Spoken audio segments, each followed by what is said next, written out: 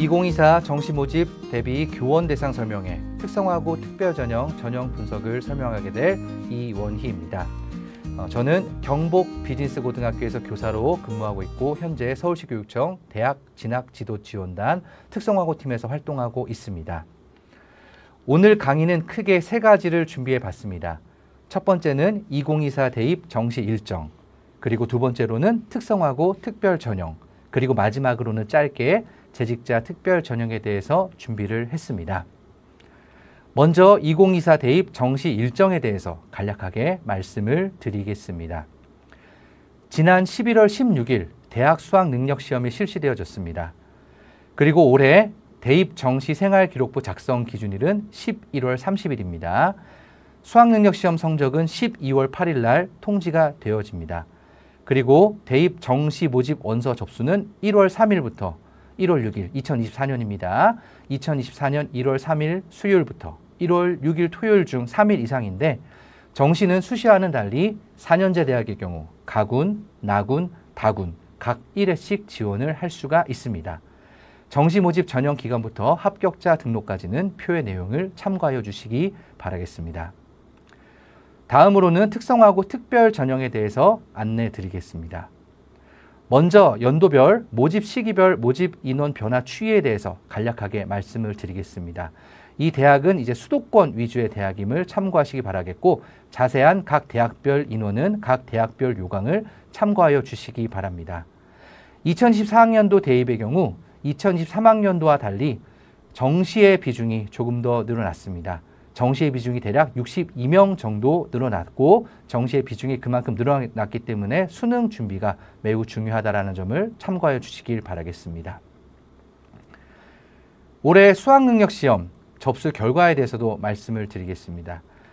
이 합계를 간략하게 보시면은 2022년도에 50만 9,821명부터 그리고 2024년 올해 수학능력시험 접수 인원 50만 4,588명에 이르기까지 매년 접수 인원은 조금씩 줄어들었습니다.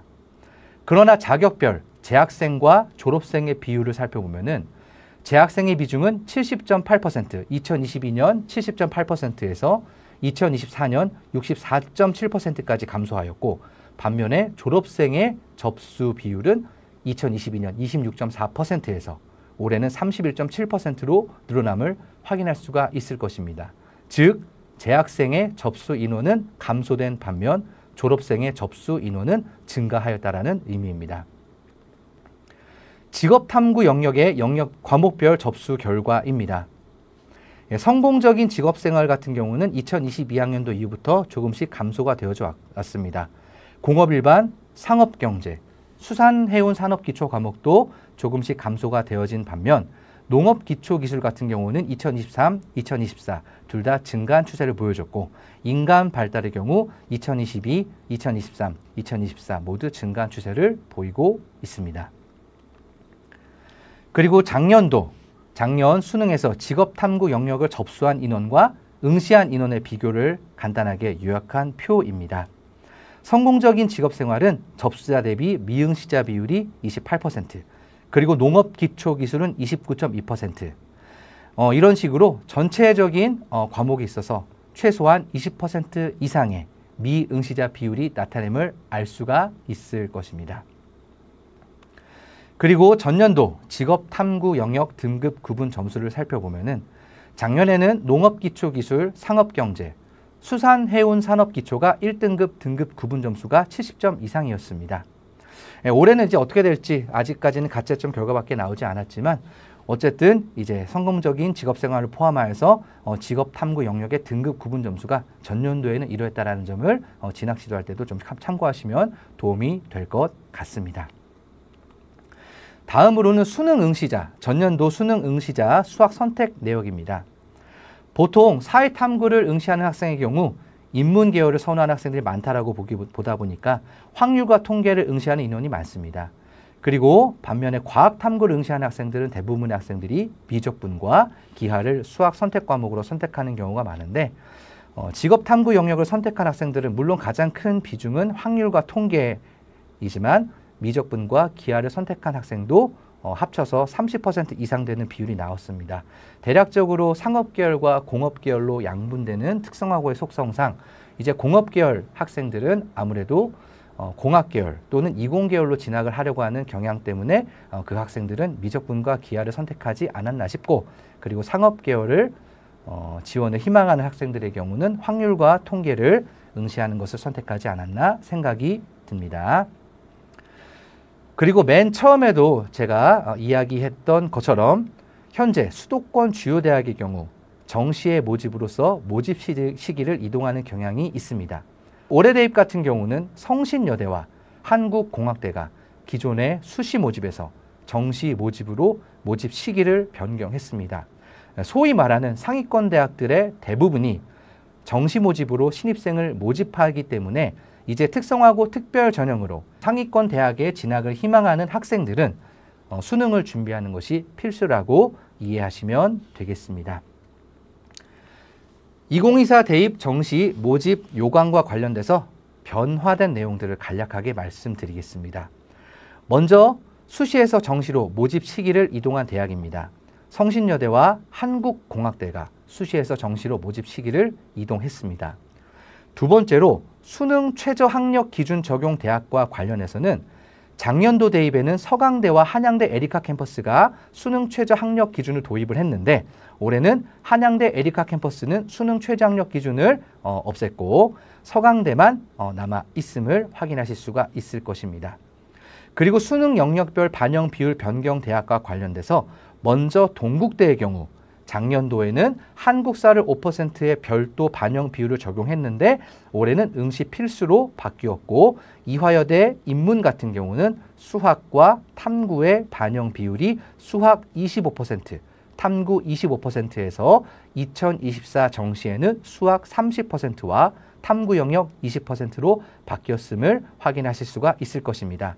각 대학별로 변경된 요소들이 있다 보니까 각 대학별 변경된 자세한 내용들은 각 대학별 요강을 꼼꼼히 참고하여 주시기를 바라겠습니다. 군별 모집 인원 같은 경우는 가군이 253명, 나군이 210명, 다군이 146명 모집을 하게 됩니다. 요 내용도 이제 자세한 내용은 각 대학별 요강을 참고하시길 바라겠습니다. 특성화고 특별전형 지원 자격과 관련돼서 한 가지 꼭 유의하셔야 될 내용이 지원 자격과 관련하여 별도의 규정을 두는 대학이 있다는 것입니다.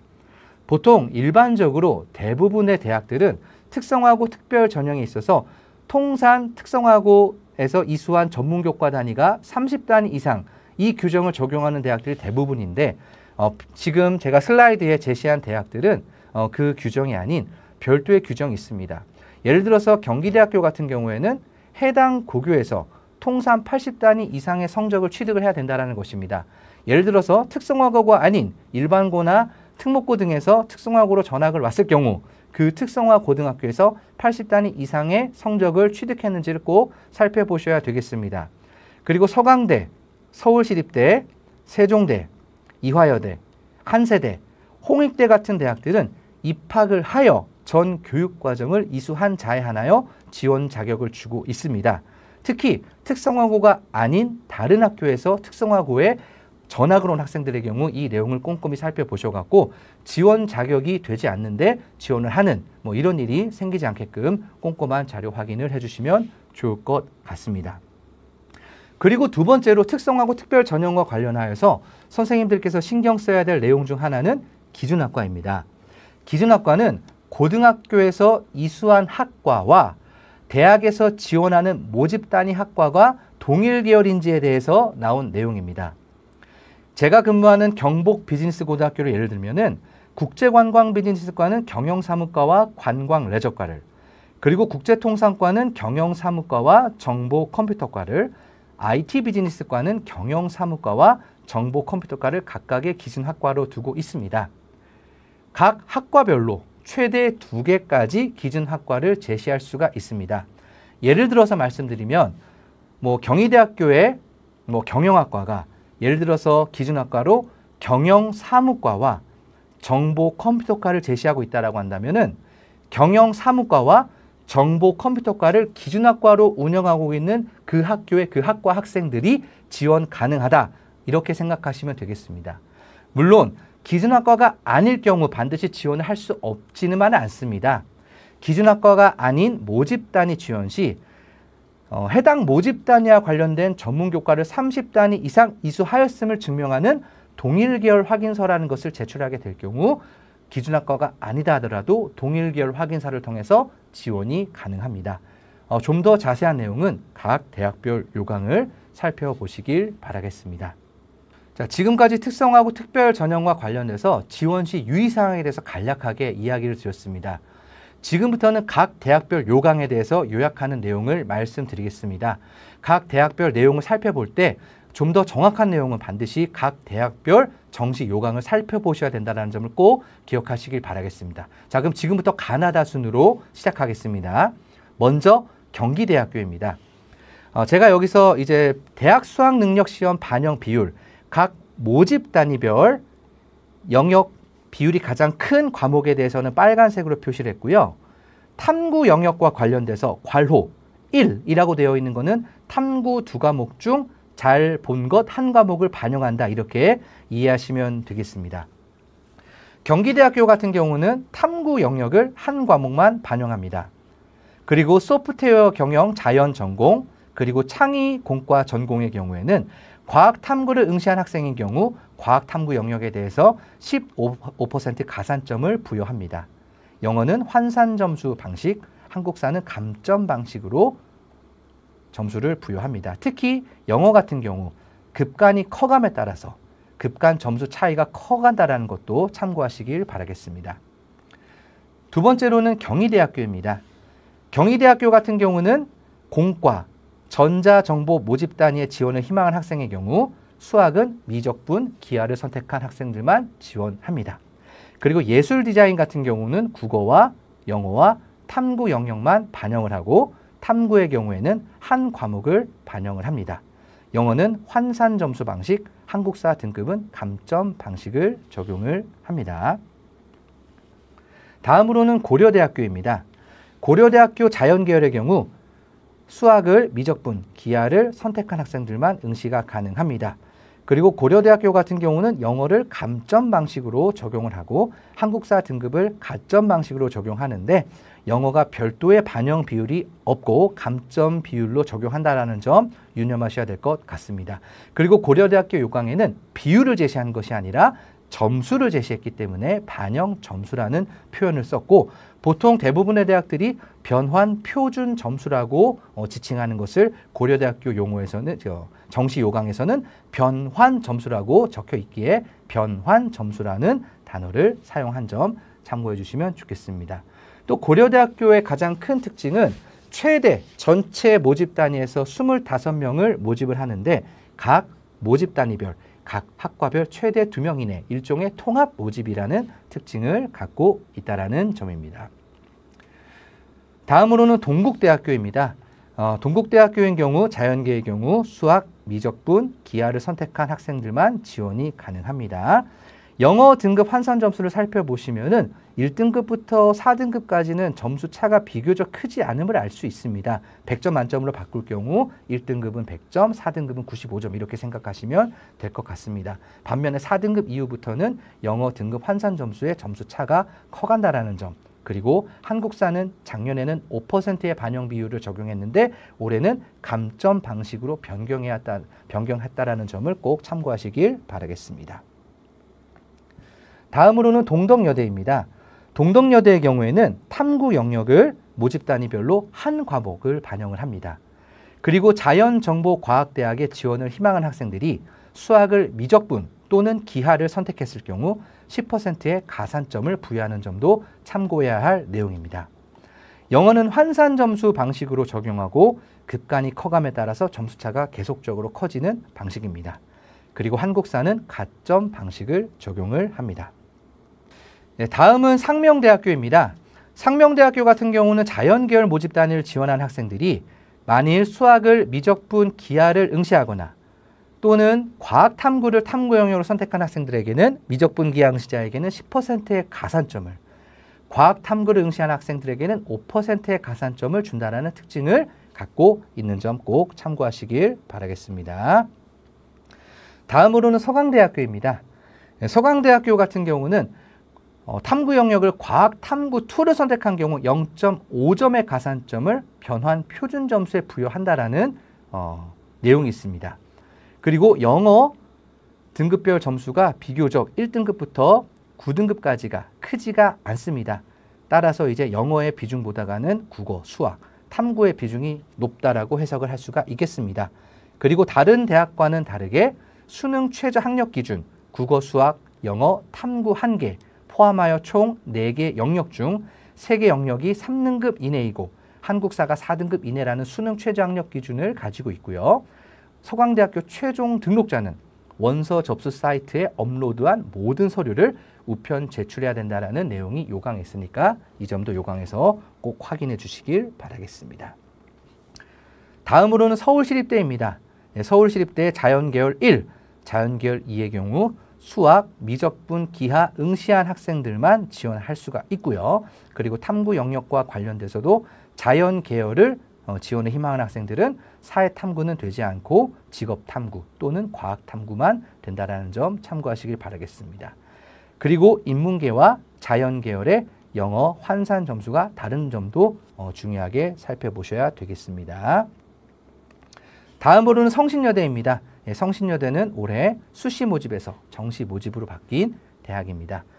모집 단위별로 이제 대학 수학능력시험 반영 비율이 다양하게 명시되어져 있습니다. 특히 이제 탐구 영역 같은 경우 이제 바이오 헬스 융합학부부터 바이오 생명공학과 이르기까지 30%의 반영 비율을 적용하고 각 모집 단위별로 반영 비율이 높은 과목들이 각기 다르다 보니까 이런 점들을 좀 꼼꼼하게 살펴볼 필요가 있는 대학이 아닐까 싶습니다.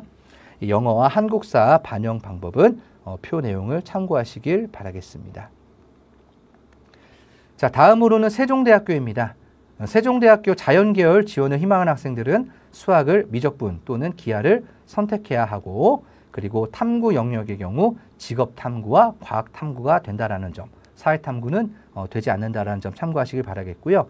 영어 같은 경우 이제 등급별 점수가 인문계열과 자연계열이 각기 다르다라는 점, 특히 인문계열의 극간 점수 차가 자연계열 대비 크다라는 것을 꼭 살펴봐 주시기 바라겠습니다.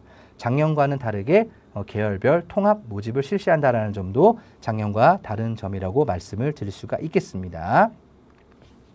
자, 다음으로는 숭실대학교입니다. 숭실대학교 같은 경우 자연계열 지원하는 희망하는 학생들이 수학을 미적분 또는 기하를 선택할 경우 5%의 가산점이 주어지고요. 과학탐구를 만약에 한 개를 선택했다라고 한다면 한 과목에 대한 2.5%, 그리고 두 과목을 선택했다라고 한다면 그 두 과목에 대해서 각각 2.5%의 가산점이 적용이 된다는 점을 꼭 기억하시길 바라겠습니다. 영어 등급별 환산 점수 또는 한국사 반영 방법은 아래 내용을 참고하시면 되겠습니다. 자, 다음으로는 연세대학교입니다. 연세대학교 같은 경우는 자연계열을 지원을 희망할 경우 수학은 반드시 미적분 또는 기하를 선택해야 된다. 그리고 탐구 영역은 직업탐구 또는 과학탐구를 선택해야 된다라는 것을 특징으로 할 수가 있습니다. 그리고 연세대학교 정시 특징 중 하나가 뭐냐면은 영어 등급 간 점수 차가 크다라는 겁니다. 그래서 영어 같은 경우 등급 간 급간이 크다 보니까 영어 점수에 유리한 학생들이 아무래도 좀 유리하지 않을까 이렇게 생각하고 있습니다. 그리고 연세대학교 같은 경우도 계열별로 인문계열 13명, 자연계열 11명 모집하다 보니까 학과별 모집단이 모집이 아니라 통합 모집이라고 이해하시면 되겠습니다. 자, 다음으로는 아주대학교입니다. 아주대학교 자연계열을 지원을 희망하는 학생들은 수학은 미적분 또는 기하를 선택하셔야 되고요. 그리고 탐구 영역의 경우 자연계열 지원을 희망하는 학생들은 직업탐구와 과학탐구만 된다라는 점. 그리고 영어 같은 경우도 급간 점수차가 매우 크다라는 점을 꼭 기억하시길 바라겠습니다.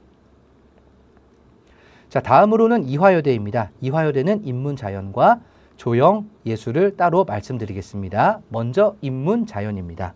인문자연의 경우 자연계열은 수학은 미적분과 기하를 응시한 학생들만 지원이 가능하다라는 점이고요. 한국사 등급별 반영 방식이 인문계열과 자연계열의 방식이 좀 다릅니다. 인문계열은 3등급까지 만점으로, 그리고 자연계열은 4등급까지 만점으로 하고 있습니다. 그리고 과학, 탐구 두 과목을 만약에 응시할 경우 서로 다른 두 과목 선택을 해야 됩니다. 만약에 물리 1, 물리 2 이런 건 안 된다라는 것이고, 물리 1, 지구과학 1 이런 식으로 다른 두 과목을 선택해야 된다는 점입니다. 반면에 이제 조형예술대학 같은 경우는 국어, 수학, 탐구 중 두 개를 택하여 동일 비율을 반영하고, 이제 영어는 이제 3등급까지는 5점, 4등급, 5등급은 4점 이런 식으로 환산 점수를 부여하되, 한국사는 별도의 점수를 부여하는 것이 아닌 응시 필수 조건이 있다는 점을 참고하시길 바라겠습니다. 특히 조형예술대학은 2단계 실기가 있는 대학입니다. 실기와 관련된 자세한 내용은 모집 요강을 확인하시길 바라겠습니다. 다음으로는 인천대학교입니다. 인천대학교 같은 경우는 인문 패션학과 같은 경우는 국어의 비중이 높고, 자연, 패션 산업학과를 제외한 자연계열의 경우는 이제 수학의 비중이 높습니다. 인천대학교 같은 경우도 한국사는 별도의 가산점이 있기보다는 응시 필수 조건으로 해놨고요. 영어도 등급 간 격차가 점점 벌어지는 방식입니다. 자, 다음으로는 인하대학교입니다. 자, 인하대학교 같은 경우는 인문 의류디자인학과 그리고 자연 모집단위 지원을 희망하는 학생들은 그 학생들이 수학을 미적분 기하를 선택할 경우 5%의 가산점을 부여를 합니다. 반면에 예체능 모집단위의 경우 국어, 영어, 탐구 영역만 대학 수학 능력시험 반영 비율로 하고 있고요. 한국사 같은 경우 별도의 5%의 반영 비율이 주어지는데, 이제 한국사 같은 경우는 인문계와 자연계의 이제 점수, 환산 점수가 각각 다르다는 점을 꼭 기억하실 필요가 있겠습니다. 자, 다음으로는 중앙대학교입니다. 중앙대학교 같은 경우는 영어를 가점 방식으로 한다는 특징이 있습니다. 한국사, 영어, 환산 점수 방식이 인문 모집단위, 자연 모집단위 동일하고, 다른 점이라고는 자연 모집단위를 지원을 희망하는 학생들은 수학을 미적분과 기하를 선택해야 된다는 점이 되겠습니다. 성신여대와 더불어서 올해 수시 모집에서 정시 모집으로 모집 시기를 바꾼 한국공학대학교입니다. 한국공학대학교 같은 경우는 수학을 미적분 또는 기하를 선택할 경우 10%의 가산점을 부여를 합니다. 그리고 영어와 한국사 적용 방식은 아래 내용의 표를 참고해 주시기를 바라겠습니다. 예, 탐구 영역은 한 과목만 반영이 됩니다. 자, 다음으로는 한국항공대학교입니다. 한국항공대학교 소프트웨어학과의 경우 과학 탐구를 응시할 경우 5%의 가산점을 준다라는 특징이 있습니다. 그리고 영어, 환산 점수, 한국사 등급 가점은 이제 모든 모집 단위가 동일하게 적용되는데, 이 소프트웨어학과의 경우 과탐 응시 학생 등의 가산점을 준다라는 것을 특징으로 살펴볼 수가 있겠습니다. 자, 다음으로는 한양대학교입니다. 한양대학교 같은 경우는 비교적 모집 단위별로 대학 수학 능력 시험 반영 비율을 좀 세분화시켰다라고 볼 수가 있습니다.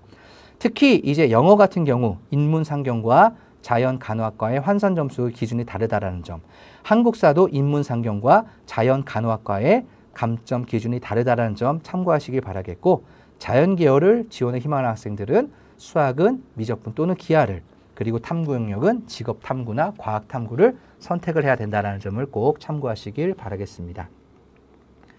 다음으로는 한양대학교 에리카 캠퍼스입니다. 한양대학교 에리카 캠퍼스 자연계열 컴퓨터학부를 제외한 자연계열 지원을 희망하는 학생들은 수학을 미적분 또는 기하를 선택해야 된다는 점, 그리고 영어 같은 경우 이제 8등급까지 비교적 급간 점수 차가 크지 않다라고는 볼 수도 있지 않을까 싶습니다. 물론 이제 6등급에서 7등급까지 2.5점, 7등급에서 8등급까지 2.5점, 이 5등급, 6등급 차보다는 큰 편이긴 하지만 그래도 1등급이 100점, 8등급이 90점인 걸 비교하면 아주 크지는 않다라고 생각합니다. 그래서 국어와 수학과 탐구의 영향력이 조금 더 높지 않았나 그렇게 생각하는 대학 중 하나가 되겠습니다. 자, 다음으로는 홍익대학교입니다. 홍익대학교 자연계열 지원을 희망하는 학생들은 수학은 미적분과 기하를 선택해야 되는 점이고요.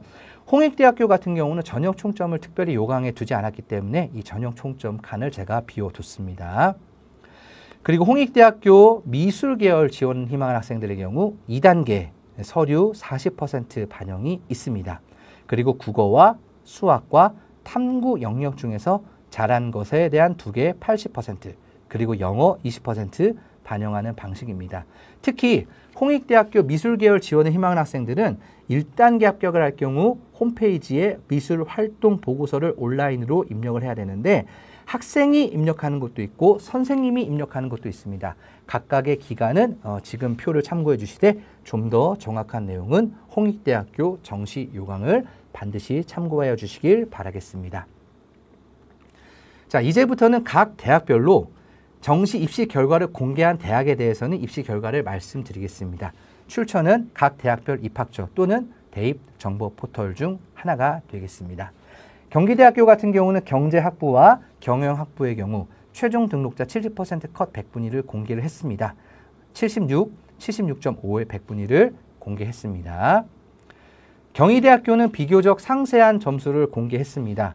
국어, 수학, 탐구 영역별로도 공개했고 국수탐 평균으로도 공개했고 그리고 영어 등급도 공개했습니다. 작년에 경제학과 같은 경우는 60.9라는 점수가 나왔고 정치외교학과는 80.2가 나왔습니다. 이 입결 자료를 참고하셔갖고 학생들 지도에 참고 자료로 활용하시기를 바라겠습니다. 자연계열의 경우에도 이와 같이 입시 결과가 나왔습니다.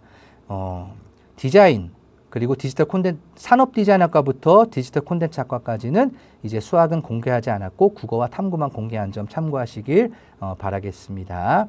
소프트웨어 융합학과의 경우에는 비교적 높은 평균 80% 평균 100분위가 90까지 나온 모집단 애들도 있습니다. 동덕여대의 경우에도 대입정보 포털을 통해서 전년도 정시 입시 결과를 공개를 했습니다.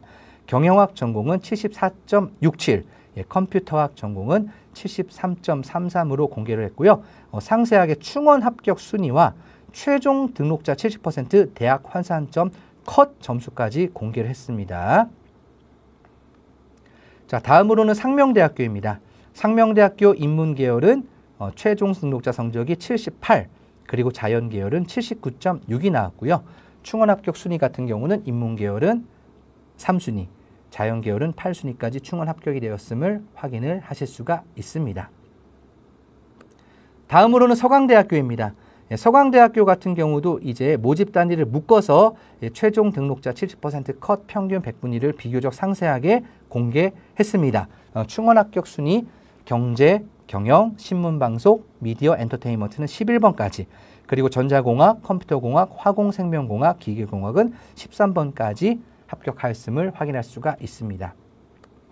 숭실대학교는 일반 전형과 특성화고 전형이 어떤 게 다른지 좀 비교하기 위해서 좀 다른 양식으로 준비를 해봤습니다. 먼저 특성화고 특별전형을 빨간색으로 표시했는데 특성화고 특별전형의 입시 결과가 일반 전형 입시 결과보다 비교적 낮음을 확인할 수가 있을 것입니다. 그래서 일반 전형으로 지원하는 것과 특성화고 특별전형으로 지원하는 것은 어떤 것이 유리하냐? 모든 대학이 다 기준이 될 수는 없겠지만 숭실대학교 같은 경우는 특성화고 특별전형으로 지원하는 것이 더 유리하다라고 말씀을 드릴 수가 있겠습니다. 경제학과부터 글로벌 미디어 학부에 이르기까지 일반 전형 점수가 특성화고 특별전형 점수보다 더 높음을 확인하실 수가 있을 것입니다. 올해도 그렇게 될 거라고는 이제 예단하지 못하겠지만 그래도 특성화고 특별전형으로 지원을 하는 것이 특성화고 학생에게는 좀 더 유리하다라고는 말씀을 드릴 수 있을 것 같습니다. 자, 다음으로는 한국항공대학교입니다. 항공대학교 같은 경우도 최종 등록자 70% 컷 100분위 그리고 충원 합격 순위까지 항공우주 및 기계공학부 모집 단위에 대해서는 상세하게 공개를 했습니다. 지금까지 제가 강의했던 내용들을 간단하게 요약하면 다음과 같습니다. 수학, 미적분, 기하 응시자, 가산점 부여 대학 현황입니다. 그리고 다음으로는 과학탐구 응시자 대상 가산점 부여 대학 현황입니다. 이 부분에 대한 자세한 내용은 대학별 요강을 꼭 살펴봐 주시길 바라겠습니다. 특성화고 특별전형 내용을 정리하겠습니다. 올해 정시 모집 인원은 작년 대비 62명이 증가했습니다. 성신여대와 한국공학대는 모집 시기를 수시에서 정시로 변경하였습니다.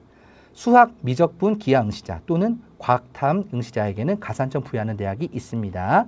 입학 자격 및 동일 계열 확인서 등 대학별 요강 내용을 꼼꼼히 살펴보셔야 되겠고요. 수시 및 충원 반영으로 인한 모집 인원 변경이 추후 나올 수가 있으니 그때 나오는 정확한 확정 인원을 꼭 살펴봐 주시길 바라겠습니다. 다음으로는 재직자 특별 전형에 대해서 말씀드리겠습니다. 2024 특성화고 재직자 특별 전형 정시 모집 수도권 대학은 비교적 많지 않습니다. 동국대, 세종대, 중앙대 대학들이 있는데 대부분이 수시로 모집하다 보니까 정시로는 비교적 적은 인원을 모집하게 되는데 수시가 2월 되어서 정시로 모집되는 경우도 있으니까 그 내용은 나중에 2월 인원이 공개된 정시 요강 자료를 꼭 살펴봐 주시길 바라겠습니다. 특히 각 대학별로 재직 기준일의 날짜가 다릅니다. 그래서 각 대학별 재직 일자 기준을 꼭 확인하셔야 됩니다. 예를 들어서 고려대학교 같은 경우는 2024년 3월 1일 기준, 그리고 건국대학교 같은 경우는 2024년 2월 20 기준이었고요. 아까 제가 슬라이드로 보여드렸던 중앙대 같은 경우는 3월 4일이다 보니까 각 대학별 재직 일자 기준이 다른 것을 꼭 살펴봐 주시길 바라겠습니다. 마지막으로는 진학 자료와 관련돼서 유용하게 찾아볼 수 있는 사이트 등을 안내해드리고 강의를 마치겠습니다. 먼저 서울특별시 교육청 교육연구정보원 유튜브 채널인 서울교육쌤TV입니다. 특성화고 특별전형뿐만 아니라 일반 전형, 교과전형, 종합전형 등 다양한 전형별 영상을 업로드하고 있습니다. 이 내용 꼭 확인해 주시고 이 사이트를 꼭 적극적으로 활용해 주시면 좋겠습니다.